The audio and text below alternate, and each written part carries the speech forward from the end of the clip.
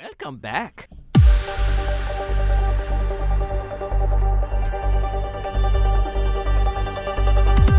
Welcome to Collect Play Talk, your favorite gaming collecting podcast. Buying stuff we do not need. My name, of course, is David Moore. Joining me is Zach. Hi, Zach. What's going on? Are you awake? I'm barely awake. We were up. Yeah, we're both barely awake. I can tell on both of us. Yes. It's like you I was trying to guys. get some sleep, but I just didn't. What's sleep? I've never heard of it. There's this rumor that we're supposed to like lay in the bed like vertical for like 8 hours or something, and not move and have weird fantasies about weird nonsensical things, and then supposed to wake up feeling refreshed and ready to go. And I haven't experienced that in a long time.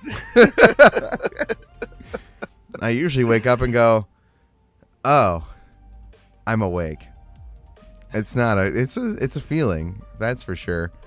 Yeah. And I spent the last week in Minneapolis, Minnesota, don't you know, for 2DCon, their biggest gaming convention. That was an absolute blast.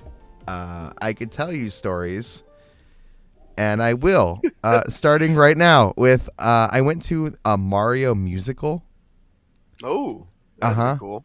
Yep. So on the main stage, there were these guys that were like, yep, we're theater kids, and we're going to do a Mario musical, and it's going to be really weird, and it's all about Daisy and Bowser and no Peach at all. And So like the Mario Bros from Game Boy. Okay. yeah. They were all like running around the day before in like sunshine gear, like Mario cool. Sunshine stuff. We thought it would be like a Mario Sunshine musical. Nope. This was all about Daisy and Dino Planets and weird, that other king that I always forget the name of. And Mario 2. yeah, Wario was a girl. It was very fun. Oh God, what was his name? I know it's King something. God. Yeah, I already forgot. Something weird gets taken away to turn into a toad, but not a toad. And then there was a girl playing Cammy, right? Who I assumed was Kamek, but then ended up being short for camera. It was weird. Okay. It's a weird. That's strange. It's a strange musical. It was a good time. Tons of laughs, tons of jokes, tons of stuff. I bet they recorded the whole thing. So I assumed you typed in 2DCon Mario musical, that thing's got to be on YouTube somewhere to watch. Yeah. It's a good time. They have a donation link to help support theater, and they deserve every bit of it. It was a good time, and I laughed out loud at the awkwardness of all of it. That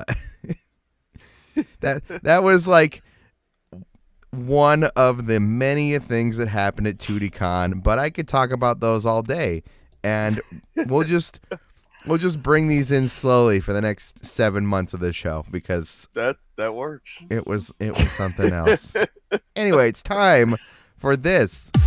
No, not that. Oh, well, I guess the show's over. See you later. Time for that. It's what? It's the end of the show. What do you play? You know, I still can't think of whose voice that cry is. I still can't think of who it is. I'm never going to tell you. I mean, I have the name right here, but I'm not going to tell you. I'm going to let you. I still can't remember who it is. So we're back to the classic 2 games that I like to play. Right now, it came out yesterday. I'm very excited to finally be playing this game. It's finally freed from its PlayStation 3 shackles for the last 15 years. It's Metal Gear Solid 4, Guns of the Patriots. I know exactly what happens this whole game. It's just I never played it because I never owned a PS3 at the time. So I finally got to play Guns of the Patriots, and I'm getting through it pretty well. I'm already at the 3rd act and loving every single minute of this game. It's just as good as I thought it was going to be. Pretty much just kind of like MGS3 Snake Eater. Um, but I've been loving it so much, and a lot of people haven't experienced it like themselves, like I have. So I won't say too much, but I mean, it is like a 15, 20-year-old game at this point. But man, it's been enjoyable. I've been loving it so much. I have no idea what this game is. Like Oh, never, not even in my life have I heard of it. Uh, it's the so last in the series. Even okay. though we got a fifth game, the fifth game takes place like before the NES games. It's all over the place. Yeah. So The they fourth called game is technically the finale. and it's the fourth one, like it's number 4 in the series, but it's the end of the game. But then they made a fifth one later that's a prequel that they called Yeah, it's like 5. it's like a far back prequel. Yeah. So like it takes place after the fourth game takes place after the second game. That's good. I love when it's not confusing what order the episodes go in, like Star Wars. I love like It's around the lines of like 3 Peace Walker and Acid, and then it's Ground Zero, then 5, then the 2 NES games, and then the PS1 first game, then the second one, and then the fourth one. and It's around because those lines. this is almost as bad as Kingdom Hearts. Just kidding. That Kingdom Hearts is way worse. Way worse. Storyline Kingdom Hearts is probably way worse, but understanding the Metal Gear timeline is one of the most confusing things ever sometimes. Yeah, I don't try to play these kinds of games. So I was traveling this whole week basically. So having access to my whole library is not normal. Like I don't have everything. I brought my Switch 2 with me. I'm going to Yeah. tell you this right now. Didn't touch it. It was just Yeah. in my bag as a hindrance to just be in my bag for no reason. Yeah. Didn't even pull it out once. Didn't take it out on the plane. I just listened to a podcast on the plane. Yeah. The morning stream and Megadad's podcast. If you guys would like to know what I'm listening to, those are my podcasts. All that being said, I brought my Ambernick RG35XXSP, which is really the full name, although I think I added an extra X in there.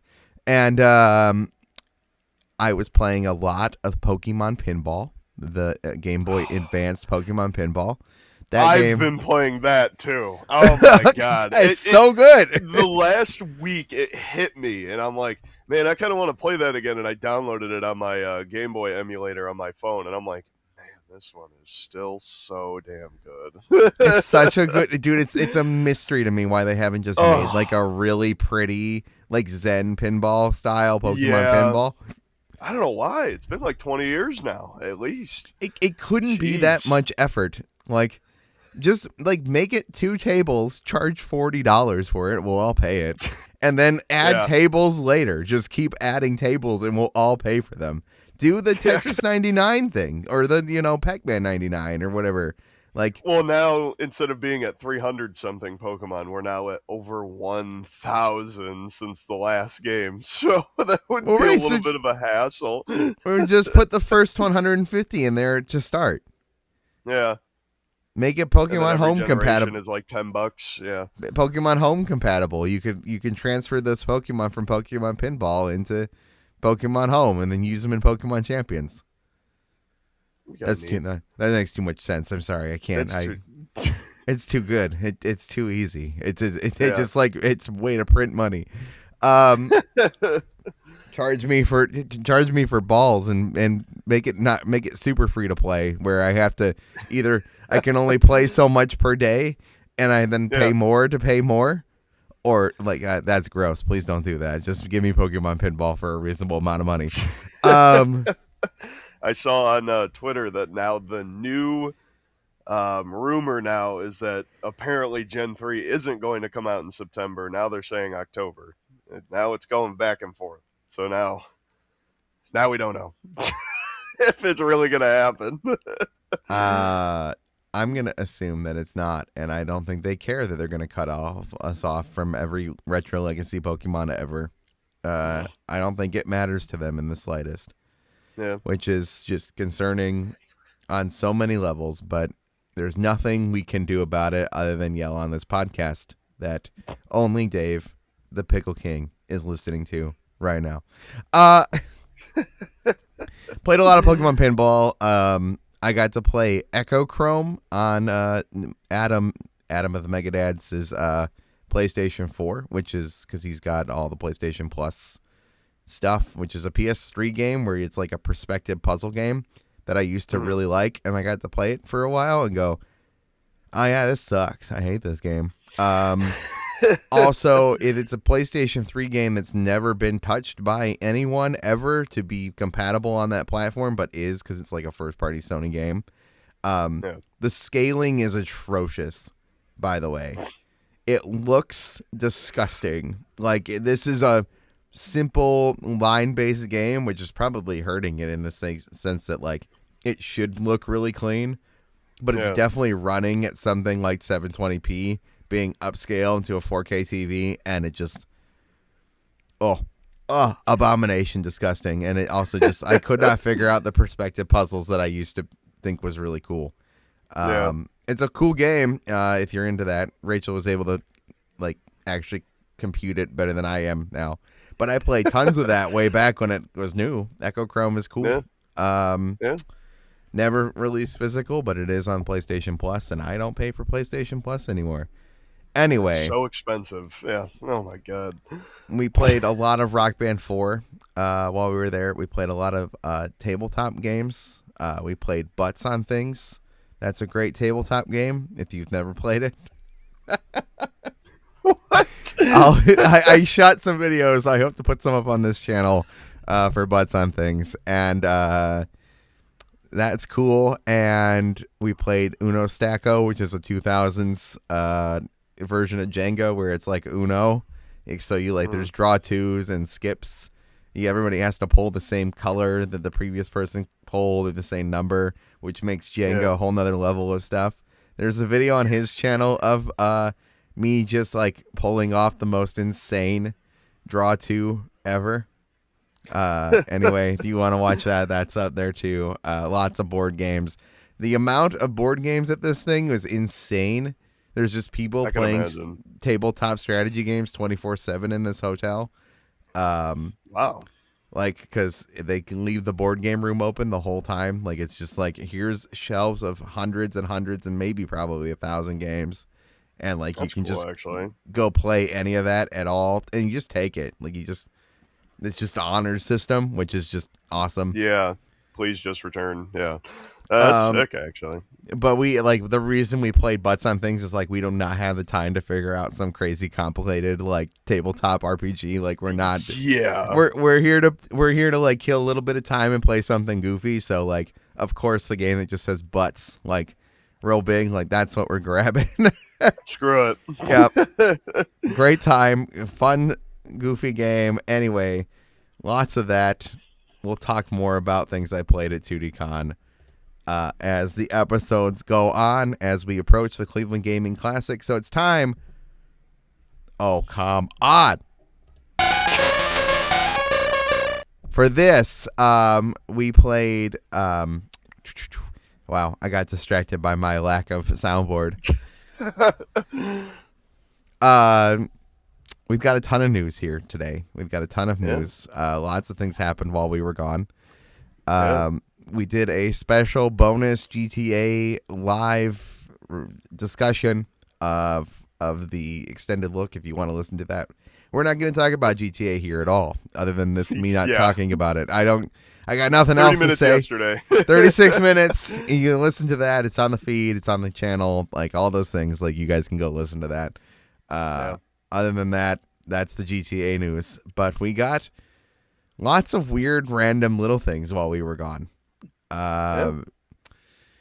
First and simple, and probably actually most relevant to this show, is Game Eye, the app Game Eye, which is like a tracker for prices and your collection and keeping track of all the things you own and all the things that you want and all the things like all that.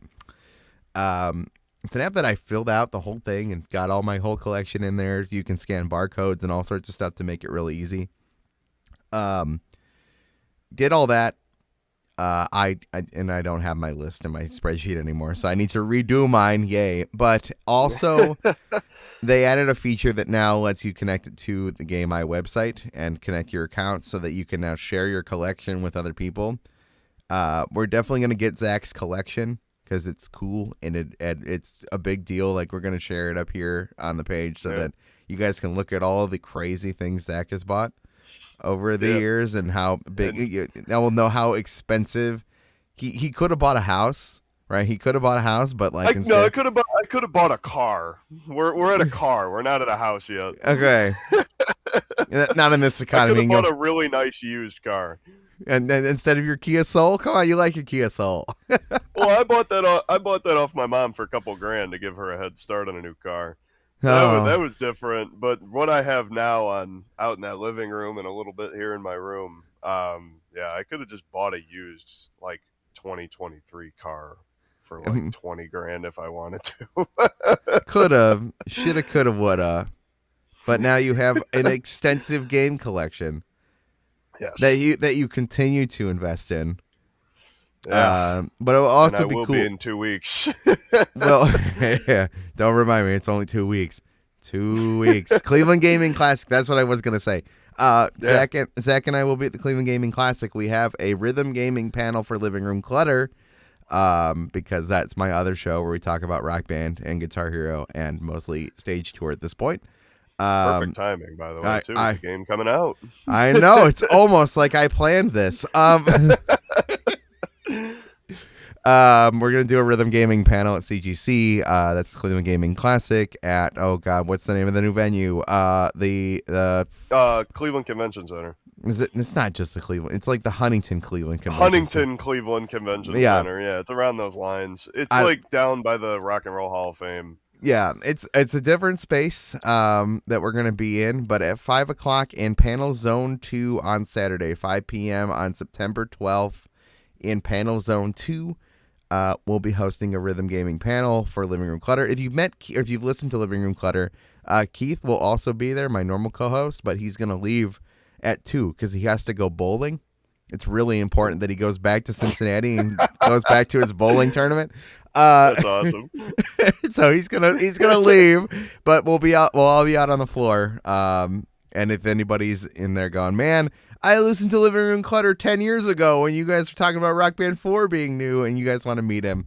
If anybody's out there, like, please let us know. We'll make sure that you guys get to meet Keith as well. But Zach and I are gonna host that panel. It's gonna be a great time. Yep. I've got plans. I got a brand new hat that I'll be wearing the whole time with a hen. So okay. I'll be wearing that the whole weekend. You gotta get Collect, Play, Talk stuff. These shirts are available in the Snack Network TeePublic store, by the way. If anybody wants Collect, Play, Talk Snack Network or Living Room Clutter merch, it is actually all available in the Snack Network TeePublic store. So, like, you can just get it there. I'm not making separate stores for every channel and every show. Considering almost every Snack Network shirt has been purchased by me, mostly, and Andy. I was about to say, you got the whole rainbow of them. Yeah, well, the most of them have been purchased by people, the members of the channel. But if you guys want them, it does support the channels, in a very small way. Anyway. Games Eye has been updated. You can now share your collections online in the browser version of the app, which is cool. And now people can look at what other people have and have collected. And we're going to start seeing some very cool stuff, I'm sure, too. Just like, because I bet you lots of people are using this app, but have not been like, the community of sharing it has probably not been as widely spread. It's going to be interesting to see like some big collectors comparing stuff that they can now like actually look side by side at some of their stuff and see like, and on a better browser too. Like being able to connect your own thing, so I don't have to redo the whole damn thing. So the fact that you had to do it basically twice. You had to either make a browser version. Like it's all connectable now, which is cool. Games Eye is the best app for this. I've never seen anything else. I know there's one or two other ones that other people use. I've I just saw Game Eye first, and I'm like, I'm Yeah. not redoing this now. I'm like 700 games in. I'm not redoing this. No, it gets too much, and that's part of why mine fell off is because I just like did it and then didn't update it. And what I Yeah. really need to do is go through and figure out my digital libraries and stuff as well, just so that I Yeah. stop rebuying things that I own. Like at some point I need to just accept that I don't need it on Steam. Yeah. Because like I have it, I can play it. Well, there's a caveat to buying it on Steam. Then you can just mod it. There's reasons to buy there's things a caveat. there's lots of reasons to buy stuff on multiple platforms. I'm not even gonna deny that. Like the new Crash games, bought them on everything. And one because I want to play them on everything. Like I just want the ability to have access to that game on anything I'm playing on. The other reason is like, no, I'm willing to tell the company that I really do want more of this. So buying 3 copies doesn't seem like a big deal, but like it starts to add up if I'm not the only person buying 3 copies. That's me with Borderlands. I feel it. I've bought Handsome Collection on literally everything. So yeah, it's a balance that you have to strike between what it's worth it. My PlayStation account, speaking of that, here we'll do this. We should be charging. My PlayStation account insists that I don't own any. I'm going to repeat this. It says I don't own any of the Spider-Man games. The newest ones? Weird. I have none of them. According to my PlayStation Store account, I own none of them, despite having a Spider-Man PS4 Pro, which means I definitely own the first Spider-Man game. But because now there's a new listing in the store for the remastered version, that's not the version I own. I bought Miles Morales on PlayStation 4, so I don't own the PlayStation 5 version, but I played the PlayStation 5 version because it was included in PlayStation Plus when I got my PlayStation 5. Yeah, I remember that. Yep. Along with the Spider-Man 1 remaster that I also played through and beat. And Spider-Man 2 that I definitely purchased somehow, whether I have a physical PlayStation 5 copy of Spider-Man 2. I don't think so. I'm pretty sure I just bought it digital to just play it. Says I don't own it. I'm pretty sure that came with the Spider-Man remaster, but they're all listed now separately on the store for a normal price to buy $10 versions of the remaster upgrades, or it shows up as I don't own Miles Morales. It shows up that I don't own Spider-Man 2. Despite the fact that I definitely played and beat it multiple times and own it. It says that I could get it with PlayStation Plus, but I don't have PlayStation Plus. I'm pretty sure I bought it. Because I don't need a subscription service to play nothing online. Because I don't play anything online with people. So that's weird. So Sony also sent out emails this week just to remind every single player on the planet during their attempt to move us all to digital future that we're all mad about.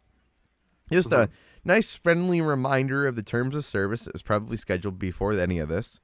That buying digital products from the PlayStation Store does not mean that you own them. You are only taking a license, and you're also getting a nice friendly reminder that that license can be revoked and removed at any time at any given point for any reason, for no reason at all. What the I'm glad they're showing reminders to brand new people, but you're still an ass. Yeah, like this. What? Dude, what is and this? And now on every single PlayStation box now, on the back of it, it says we will no longer be producing discs on January 1st, 2028. Every single box says it now. It doesn't matter which one it is now. Which it might just be on the disc one, but still, it's on the boxes. Yeah, I mean, it's still a nice, friendly little reminder of how ridiculous this entire transition is going to be. And after you paid $1,000 for the PS5 scam, the PS5 Pro. You want to hear something interesting? I know this isn't related to our show, but it is at this moment. The only physical copy of Stage Tour is coming as a part of the PlayStation bundle. Yeah, that's actually so funny. I saw Yeah, that. and like It's such a middle finger to him. they're like, yep, no, we are gonna make discs for that. That's the only Yeah, one. just for this one. Switch is getting is not get. It's just a code. Xbox just a code. Steam obviously just a code. That makes sense. Yeah. But they're just like, yeah, PlayStation though. If you buy the PlayStation bundle, you get a disc. What the heck? So awesome. I love it. I love it. It's so funny. So, I mean, this is such a big conversation about how we don't own anything. Now, there is a layer to this that is important, though. Like, even when you bought a PlayStation 1 game on a disc from a store in 2001 or whatever, no, it's probably 1998, 96, 98, 90, yeah, right, in that area, right? Those PlayStation copies, they had big reminders and warnings that said, like, you do not own this. This is not yours. You have a license on this disc to play this game. This is the only one you can. You cannot copy this disc. You cannot, you cannot share this disc. Although obviously, like, you can, because everybody can just hand each other discs. Hand it off, yeah. Like, literally, like, they reminded us 10 years ago when they said they weren't going to do this, and Xbox was determined to do this. You didn't own your games then either. But the difference is, if you have a physical copy of the disc, you can just put it into a DVD drive on your computer now and boot it up in an emulator and just play a PS1 game without, and like, nothing about that is illegal, mind you. Like, that is straight up it's yours. That's your disc. That's your license. Do whatever you want. You have every right to do that, which is great. Copy it, literally put it on fire, scratch it up. Yeah, do whatever you want. You can copy it for yourself, mind you. You cannot copy it and then give it to friends. That is actually illegal. But, like, just for the sake of, like, the actual argument, though, like, you like purchasing even movies back then, like, you have the right to copy it. Meaning, if you bought a bunch of VHS tapes and you want to copy those VHS tapes to DVDs, and then you wanted to take those DVDs and rip them into your computer, despite the fact that they tried to block us with DRM and all sorts of things, like, no, that's your privy. You have the right to do that. You're not doing anything wrong. Those are your DVDs. If you want to make copies of those DVDs for you to use on your Plex server, like, by all means, you have every right to do that. You cannot share that with people, which, like, to some extent makes sense. I mean, like, obviously you can. Like, you physically can, but, like, legally, gray area. I hate everything about this. It just we're getting comments on Stage Tour or on Living Room Clutter about people talking about how they're going to buy this copy, but, like, they're going PlayStation because it's the only physical copy. And it's a fresh start, despite having giant Rock Band Xbox libraries and stuff. Like, they're just like, yeah, I'm gonna go PlayStation because it's a physical copy of the game, and then I own it, and then I don't have to worry about the licenses of the music and all the things that go away over time. Yeah, all that crap. Yeah, it's like I don't know where this line is. I don't think this. We need some more protection and laws on this. If you buy things digital, they need to be yours.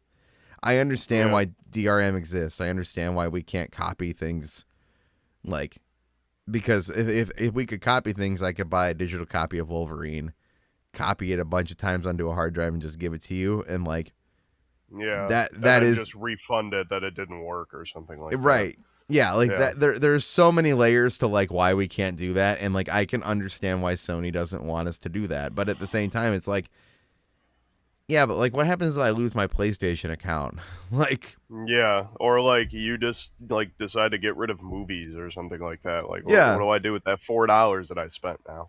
Yeah, like if you're going to take 500 movies out of the PlayStation Store, then you need to refund everyone who owns the license to that because they paid for the license to watch it on the thing. Like, or you have to maintain, like, if you want to say no one can buy more licenses for these things. Like, that's understandable to an extent if you don't want to renew those licenses. Like, I understand, like, paying infinite money for things that people aren't using is kind of ridiculous, too. Like, there's... Zach, I don't know what the solution is. I don't, like... It's the whole thing. Like, we can yell all we want, but, like, I don't think they're going to do anything about it. Like... Well, it's because of money. Their investors are giving them more now, you know? That's all it comes back to. That's the root of all evil, is how much money they're going to get back in for this. But are they going to make money if they keep telling people they're not buying anything? Well, and that's the thing, you know, that's why we need to just speak with our wallets, and when the PS6 drops, don't buy it.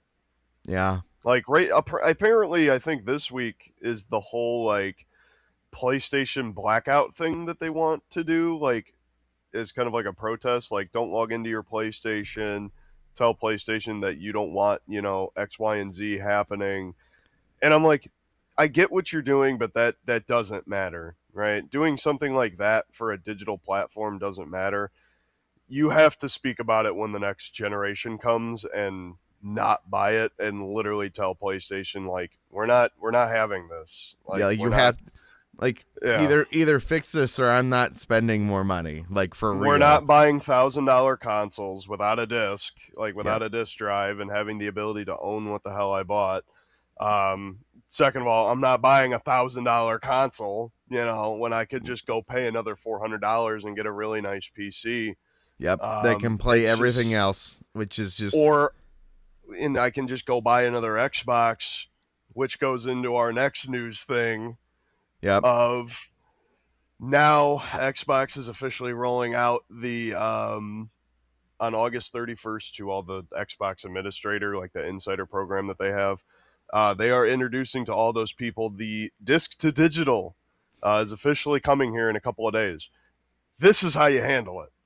It's not like a great thing to do because it's still kind of like giving that, you know, sort of like laziness to not want to make discs, but it's an option. And now all my PS5 games, because I have like 5 or 6 PS5 games on disc, and they're usable now, you know? Currently. They're not usable. Yeah. Like, in, what, a year or two? They're not usable on the new console, so then what's the point of buying the new console? So Xbox has officially made the idea. They said it, you know, like I think a couple weeks after PlayStation said the whole no disc thing anymore. And now they're making it 100% official. And this is how you do it. Yep. I mean, this is the best option, 100%.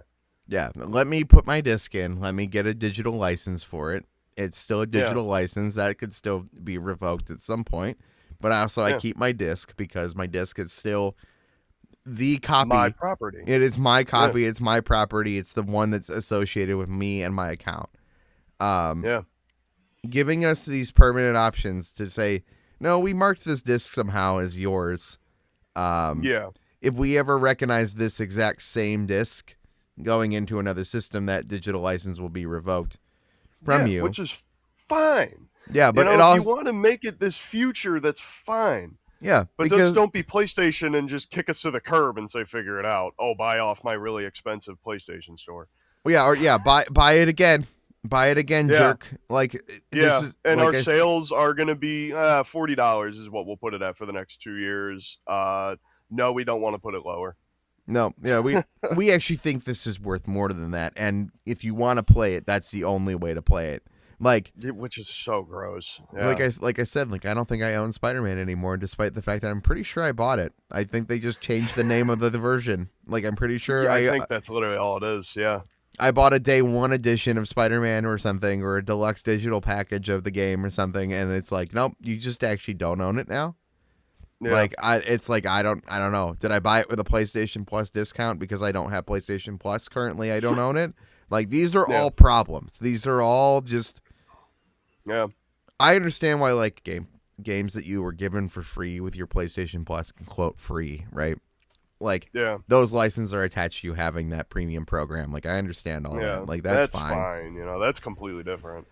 But that also doesn't relate at all with all that, because Xbox told you, yeah, you own it. like, this is yours. Yeah. Like, they did that years ago with the 360. Like, all the free games when they very first started doing that, they're like, yeah, no, it's yours. You can keep that. Yeah, we gave it to you. We're giving it to you for being subscribed. It's a reward for being It's a a thank member. you. Yeah. Yeah. Which is like fine. But PlayStation insisted that we needed to put first like big game releases on PlayStation Plus. Like these tended to be, this is an indie game and it's brand new, and the only way it's going to make any money is if we give it to everybody for free. Like, Yeah. it's like, well, yeah, but then you paid them and then you took the license away or you connected it to my PlayStation Plus Premium. Like, this whole thing got really messy really quickly. Like, And really bad. and like really slowly at the same time. Like, it really, like, we all kind of just accepted things as they were, and it just like they just kept pushing the bar further and further down to like, what can we do and get away with, and doubled down on it and tripled down onto it. Like, it's nuts. I own so few physical Xbox games at this point that like this doesn't really matter, but it also makes me think like, yeah, but when I go to CGC in 2 weeks, like, I'm gonna look in that Xbox One bin, right? Because some of these games are not expensive. No, not a lot of them. Yeah. And so some of the things I own on PlayStation, like I'm tempted to just be like, yeah, you know what? I'm gonna grab that disc and I'm gonna put it in my Series X. And I don't know how this works. They haven't confirmed this yet either. Does that mean I get a PC version? If the PC version exists on Xbox, does it show up in my Xbox store? Yeah. Like, oh, maybe it does because it's a digital license that works on both systems. If that's the case, then I can actually acquire, like, I have a physical copy of Master Chief Collection. Like, so now I theoretically own Master Chief Collection on PC. Like, when it's all connected with the same account. Yeah. Right, yeah. So like that's actually awesome. Like, things like this is how you like save face. Like, this is how you continue to acknowledge my value and my long-term investment, right? Yeah. And for like years, Xbox has been like thrown down and destroyed. Very much deserved because of how the Xbox One very first went with being online all the time, and now we're just going to force you to have the Kinect and have all this voice activation crap and all that. And then the Series X came out, and it felt like they made no changes. They still kept to be tone deaf, and then they get a new owner, and she actually starts to make changes. And then PlayStation's like, yeah, we're going to keep riding on the highs of the PS4 and the PS5 first coming out, and now we're going to screw you over, and we're going to hope you enjoy it. Yeah. And now it's going back. It's like 2007 all over again when the PS3 and the Xbox 360 came out. Xbox is coming up and PlayStation's going down now. We're back in that spot where we were 20 years ago. I hosted an Xbox podcast called the Xbox Drive it's actually ending now. It's still being hosted by Sean Capri and friends over on Carpool Gaming. Right now, I started that show with Sean. I thought it'd be very funny to have us do a show while he's driving in his car on his way to work to do an Xbox podcast. And so we did that show for about a year together. And in that first year was like the beginnings of Game Pass and the beginnings of all the things that seemed great. And like, from that perspective, I can tell you that Xbox, from the jump, when the Xbox One came out, they knew they messed up. They basically knew immediately. And since then, they've been trying slowly to backpedal on the things they screwed up and be good to consumers and give us things that we deserve. But then Microsoft got all tight in their little world and said, you know what? Xbox actually needs to make more money. I know that we are making 3% profit, but we actually need to make 30% profit on Xbox. So they kept laying people off and they kept not putting out games and they kept doing a bunch of stuff that ran them into the ground. But like, Game Pass at the jump when it was $9.99 a month from the go, like, all of that phenomenal. It was them saying we're sorry, we screwed up. We're actually going to do everything we can to win people back on Xbox, but it just never worked because everyone was like, "Man, I love third person, over the shoulder, story based Sony game, first party stuff. I love it." That's exactly what happened. Yeah. I love it so much that I am just going to be a PlayStation fanboy. I'm going to be a Sony pony now, and everything's going to be great. I hate Xbox because they said that they were going to go all digital and they weren't going to share everything, and they actually immediately backpedaled on that, but everybody forgot. It was too late. They had already dug their own grave. They did. Which is like crazy because Xbox from since then has always been trying to do the right thing. Even if it's raising prices because Microsoft told them to, right? Like, yeah, like everybody was so mad when they bought Activision, and I was like, guys, I don't think this is as bad as you think. Like, and I stood by that then. Like, and I was wrong. They didn't do shit with Activision. They bought it and did nothing. They laid a bunch of people off, even though they said they weren't going to. But that was Microsoft. That's Microsoft going, we spent a bunch of money on this and you guys didn't make money on it. Like, yeah, well, that's how it's looking with Bethesda. Like the whole time, like after they bought Bethesda, Phil Spencer kind of just like turned the eye and was like, they can just do whatever they want.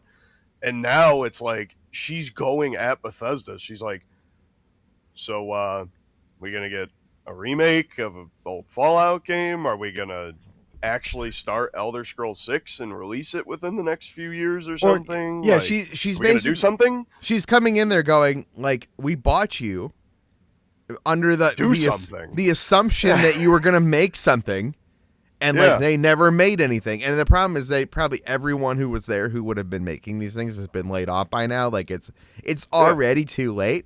But like I don't actually believe that this was like some big malicious thing. Like I think it was Microsoft and their weird investment money shareholders. I think there's problems here that are not the people who were making the things.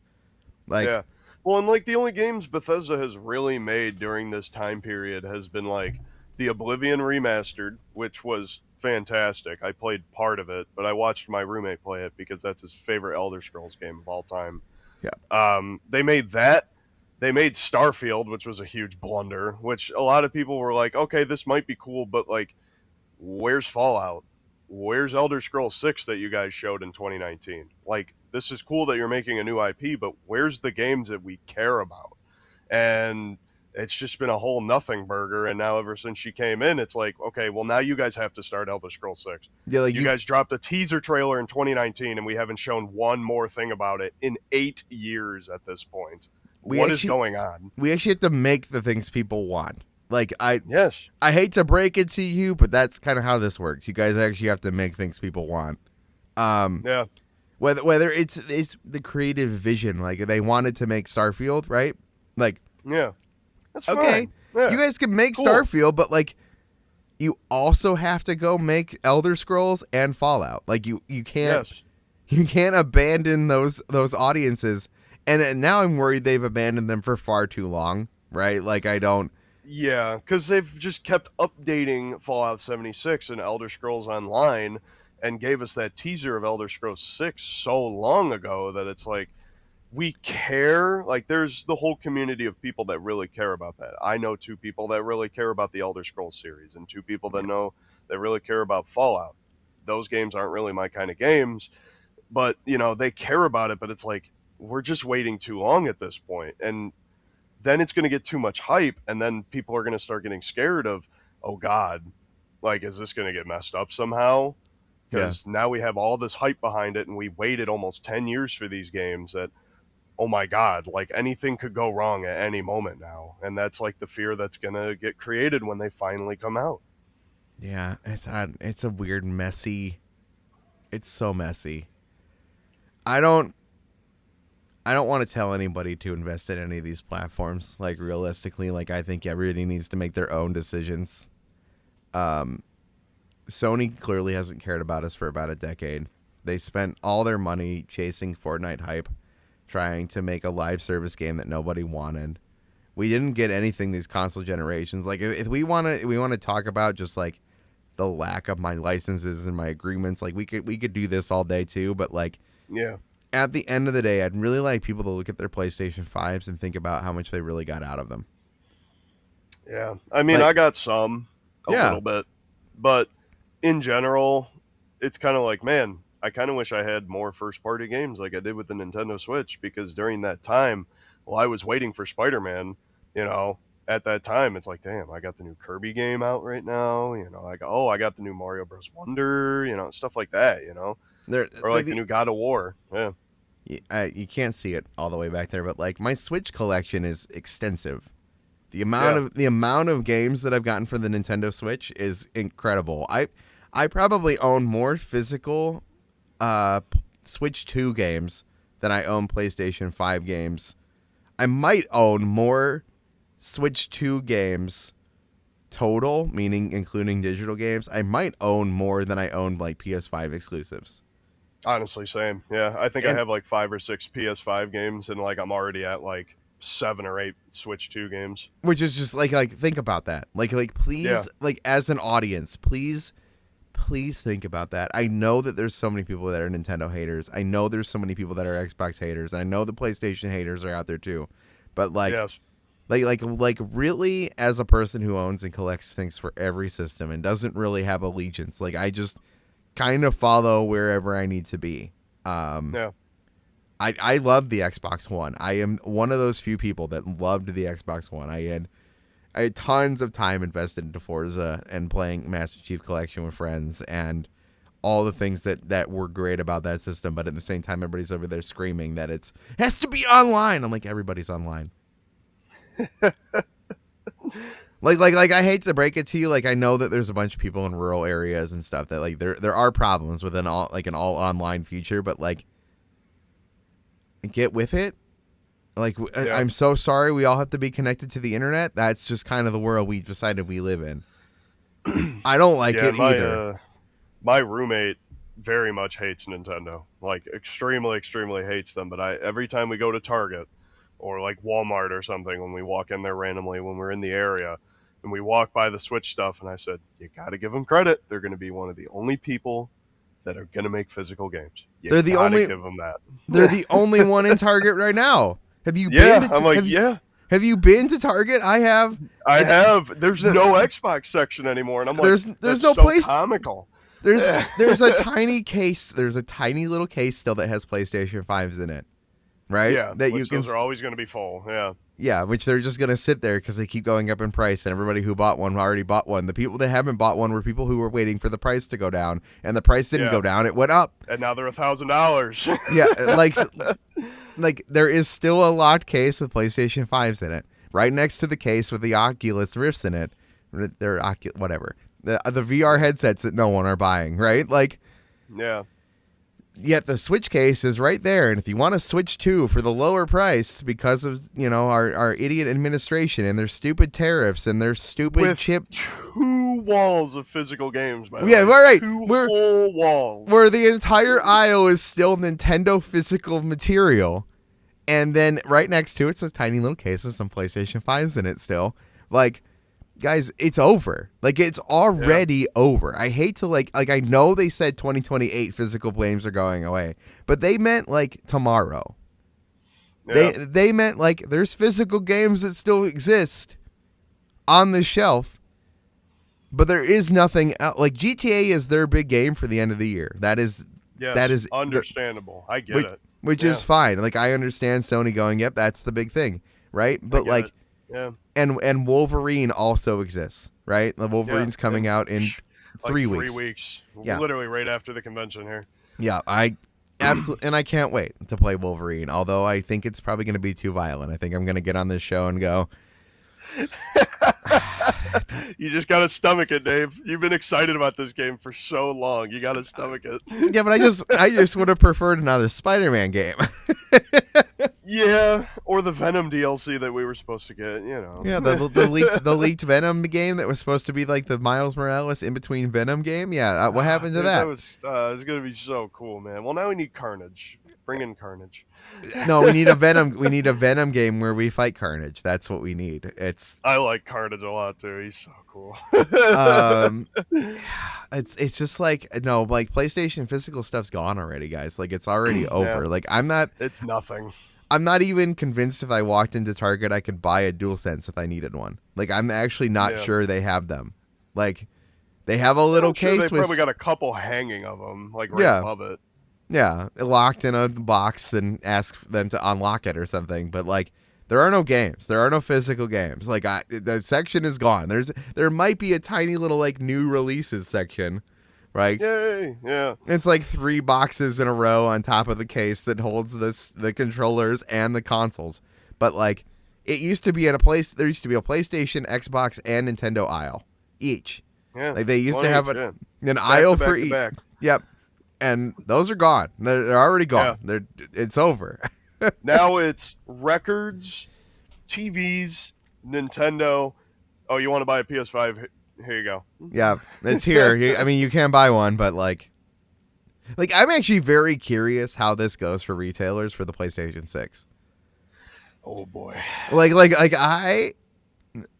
gonna have to order it online? Like, I think I might have to if I wanted one. I'm not buying one. At this point. Oh, they're gonna Target and Best Buy and all them are gonna buy into the hype behind it. There's really gonna be no hype behind it after the whole disc thing happened. Well, right, I always see a lot of people that don't care about the physical thing, and they're like, "Why does it matter? All of you guys are digital anyway." And it's like, first off, they're lying about the digital numbers because they're including free games that are digital only and DLC. So really, we're gonna knock off about 15% of the 60 that they say they have. Yep. So it's about 20 to 30% of people are still buying physical stuff. Admittedly, I'm not one of them, but like it still should be an option no matter what. It's the principle. It's just going to be a big crash and burn when they finally come out, and Best Buy and Target are going to get on this hype, the little bit of hype that's going to be behind it, because it's still a new console. So of course it's going to get something behind it, but it's not going to be as big as you think it's going to be, like it was for the PS4, you know? Yeah, and at launch, sure, it makes sense to sell the new systems to people. But first 5 months, yeah. But the realistic in the long term after that is like the reason that they stock these things is so that you come in to buy them. Like the reason, it's not that you come in and buy physical PlayStation 5 games that Best Buy sells physical PS5 games. It's that you come in there and you buy your cables and your HDMIs and all your other crap at Best Buy for extremely marked up prices. Anything else you need electronic wise, they hope that you come in there for that. And that's the reason they have PlayStation 5 games is you walk in there and you go, yep, I need the new Wolverine game. And while I'm here, I might as well pick up a new router because mine is crappy, right? Like, yeah, something like that, yeah. And so like, and I don't know if Best Buy even realizes that this market is, but like, I don't go in Best Buy ever. I don't. Me neither. Never. Yeah. And so like I gotta be in the area. Yeah. The excuse to go in and be like, you know what, this game came out, I'll go in there, I'll buy the game, like that, to go in there and do that, like if that's gone,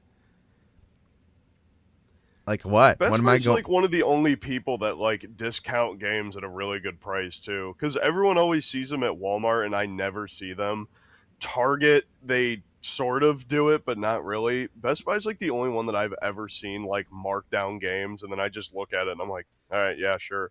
That's why I got Sonic Mania for like $10. Because they're making all their money on refrigerators and electronics, like computers. Yeah, and so they stuff. don't care. They don't actually care. But like the reality is like, I don't have any incentive to go in Best Buy if I don't even get to look at games. Anyway. Yeah. It's time. What do for this?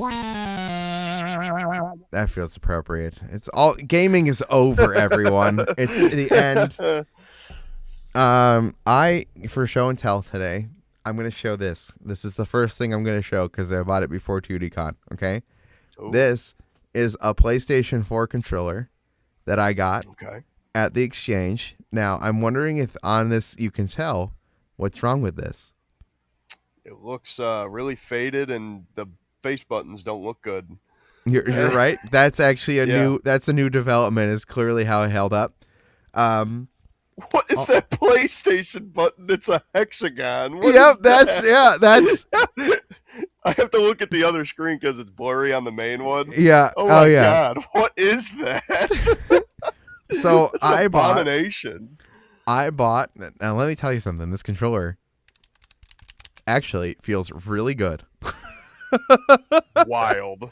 I have about four DualShock 4s in my possession that I own, that are official, and all of them, a button sticks or something is janky. The PlayStation button doesn't click right.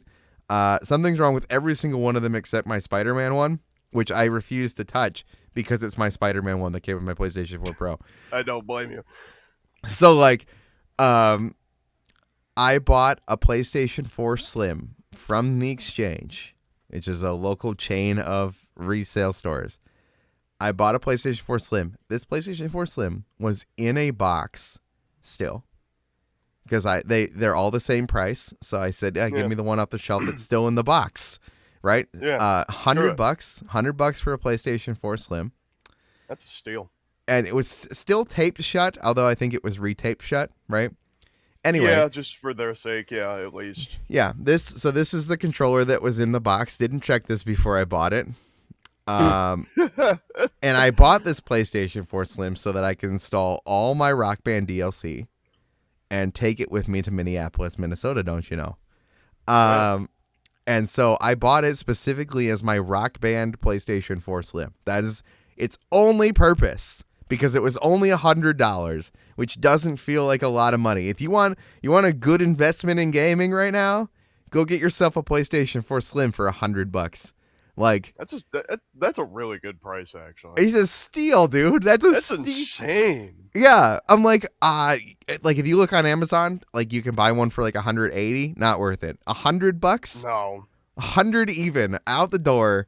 Out and the plus box tax too, which is crazy. Yeah, it was in the box, but it came with this. It came with this random ass controller. Now, like I said, this controller feels great. This is probably going to be the PlayStation 4 controller that I use with that. It's the one I took to Minneapolis with me. These buttons sound a little clickier, I think, than a real DualShock 4. Yeah. But like they actually feel better. Like I think the face buttons, although clearly they're fading quicker, like they're worn. And this controller was literally new. Like it was a new controller. Like it was still, like this whole thing was still like taped down. Like I had to basically unwrap this controller, and then I looked at it and went, "Dude, what is this? What happened?" It took me a minute. It took me a minute to figure out what was wrong with it. It was not an instantaneous thing. And I was leaving for the trip already. I was like not about to go back to the Exchange and be like, "Hey yo, I bought this system here, and you guys gave me some janky third party controller. Like, it's not worth the fight, so I'm gonna keep it." Yeah. Like I feel like the Exchange should have given me a first party controller. I'm actively offended by how disgusting that is as a practice. But anyway, I bought a PlayStation 4 Slim for $100 with a janky controller, and it's my Rock Band Travel PS4. If you're in the local Cleveland or Sandusky area, I'm gonna promise this on this show early. I'm gonna set up a Rock Band night at Gilbert's place in Bellevue. It's out by Sandusky.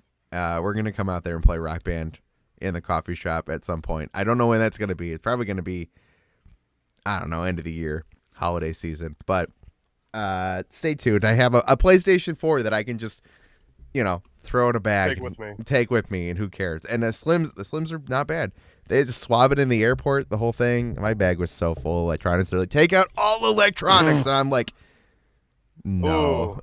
Like, no. When I went to LA, they didn't even tell me that. They're like, yeah, just throw it in there. We'll look at it. I'm like, oh, okay, sure. And no, they were like, all right, you're good. That's what they did on the way back. Was they were like, all right, we'll just go through it. On the way there, didn't take anything out. It went through the machine. It was fine. No one said a word. Yeah, same. And the airport security is a show. Everybody just it is all the time, every time. It's just really inconvenient when I'm going to a gaming convention and I have a bunch of electronics with me for things. Like Rachel had a guitar with her, like a cracked guitar with her in her bag because we took a guitar. Like, yeah, That didn't care about that either. It's just like No, it's fine. but like he's like, yeah, your bag got flagged. We need to go through it. And I'm like, you have any idea how much crap I bought at at 2DCon? Yeah, they Like- flagged my bag, but then they like looked at it at the X-ray machine in LAX, and they're like, "Nah, you're good. Here you go." I'm like, "All right, cool." I just kept walking. It's so full of nerd crap. You have no idea. And I'm like, please don't pull out all my plushies. Like. Everything's tucked in there very perfectly. I had to bring a Kirby hoodie with me that I didn't even wear. Anyway, it was fun. It was a good time. All right, what did you got to show me, Zach? This is a long show. I love this episode. This is great. This was great. Yeah, I love doing this, man. I'm glad we decided this. I got the exclusive Target. I got more food to show off. I got the exclusive Target Pokemon Pop-Tarts that people wanted to resell for $10, which you could have just walked into Target still and got them for $3. It's the only thing they still had of the entire. Literally. But yeah, that's the whole thing. It's got the Pokeballs on the side. It's got Jigglypuff and Squirtle, Charmander, and the best starter, Bulbasaur, are on the back. And yeah, they got the main man on the front. So I should have bought a second box of these because me and my roommate were curious about trying them because it's a vanilla cupcake. I don't know if they've ever made that flavor, and we were really curious, and I just said, no, it's fine, we'll be okay, and then I just never bought another box. So I kind of wish I got to try them, because these are never getting opened. I'm going to open them. I'm going to come to your house and open them. I still have another thing of cookies I could show off. I have one more from like 4 years ago. The Oreos? I could show off. No, it's not the Oreos. It's Keebler. It's Keebler cookies. If anyone remember. Oh, dude, I bought like 4 packs of them because I kept 2 but ate 2 of them. They were Rocky Road. Oh man, they're so good. I don't collect food. I bought. It has to be something I really care about for me to buy it. And I'm like, oh yeah, I really like Pokemon. Sure, I'll take a Pop-Tart box. I've learned from my childhood that I'll just who wants that later, man? I just want to enjoy the food. But if anybody has a XL Pokemon Windbreaker from this collection of Pokemon Target crossover, oh, dude, those Kanto ones and Johto ones were so cool. And then all the scalpers said, "Now you have to give me $200 for an $80 hoodie." Okay, it was already too much at an $80 hoodie, guys. I hate to break it to you. Get a real job, please. Yeah, thanks for ruining it for everyone. Especially card collecting, yeah, especially. collectplaytalk@gmail.com if anybody has an XL Kanto Windbreaker. I would 2 of them. I'll take one too. 2 of them. I wanted one so bad, and I figured they were going to be sold out. I got 2 of the keychains, the little handbags. I got 2 of them. I was able to get them. I'll buy it. Kind of surprised. I'll buy it for a reasonable MSRP price. I'll take a tiny markup if it's really what it takes, but yeah. And then I bought a Pokemon Go card too, because they were giving out if you bought a Pokemon Go card from Target and scanned it in, you got like a free hoodie in the game or something. I was like, oh, that's cool. I think it was a Charizard hoodie, and then when you scanned the Target Pokestop, you got a free Charizard in one of the missions. So it was like a whole thing that I decided to do, and I'm like, oh, this is cool. I got at the Lego store in Minneapolis in the Mall of America, the biggest Lego store in Legoland, the whole thing, right? Yeah. I spun the Pokestop there, and it gave me a stamp in Pokemon Go, which then gave me a special research that gave me a Lego jacket. Yeah, haven't done that yet, and the only Lego store I know out is out in Crocker Park. Yeah, and I'd have to go out there and make the effort to do it one day. And I think it's still available. I didn't think it was just a Mall of America thing, but the cool one is that I did get the Mall of America one. I got the big Legoland. Of all the Lego stores in the world to get, I got the coolest one. I'm just gonna say it. And I have my Lego jacket in Pokemon Go, and I'm wearing it because Pokemon Go is still awesome. Screw everybody who hates Pokemon Go. I looked it up really quick. It's running from August 3rd to September 30th, so I still have a month to go get this. Okay. Well, so you better get out there and get going. is what. Yeah, I have to get out to Kroger Park one day. Go out there, go to your Lego store, spin a Pokestop. Don't buy anything that's not a physical game. That's the lesson to learn from here, because that's the only thing you own. And even if it doesn't, it's okay to buy digital stuff. It's just like, understand that you own nothing and everyone hates you, including Sony and Xbox. Nintendo kind of likes us, I think. I think Nintendo actually cares. Price-wise, they hate you sometimes. Yeah, but everything else, it's like, okay. they think everything is worth more money than it is, but also at least like they actually give you the things you buy. Yeah. I'm pretty confident that like my purchases, like I think you can still download Wii purchases, okay? I think so. I can still get all my 3DS stuff. Yeah, like as long as you already bought it, like I think you're good. Yeah. You can still update. You can still put a copy of Mario Kart 7 into your 3DS and it'll still get patched. Like that. Yeah. Pick your battles, guys. I don't know what to tell you. Oh, I got a bunch of street passes. I'll talk about that next time. Ooh, yeah. Oh man, there's so much to talk about from 2D Con, but this is Collect Play Talk, your number one collecting podcast for the things you do not need. I'm Dave. That's Zach. Come to the Cleveland Gaming Classic. If you're in the local area, we'll see you there at 5 o'clock p.m. for our Rhythm Gaming panel on Saturday, September 12th in Panel Zone 2. All right. Don't forget to collect, play, and talk.